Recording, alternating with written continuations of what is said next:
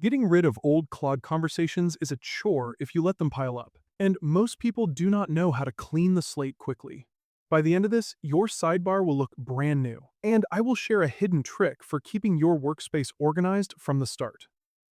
Think of your Claude chat history like a junk drawer in your kitchen. Every time you ask a question or start a new topic, the AI creates a separate thread. If you use this tool daily, that list grows incredibly fast. It becomes a chaotic mess where finding that one important piece of research or a specific creative idea from last week feels like searching for a tiny needle in a giant haystack. Getting rid of the clutter is just basic hygiene for your digital workspace, ensuring you only see the projects that actually matter right now. Start by looking at the left side of your screen. You will see your most recent chats sitting right there in the sidebar. If you only need to remove one or two items, just click on the specific chat and you can delete it directly from that sidebar view.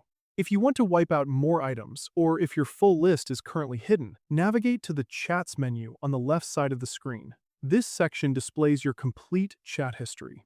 Inside this menu, you can use the search bar to look for a specific conversation so you can find it quickly. Once you identify the ones you want to remove, you have two simple ways to handle it.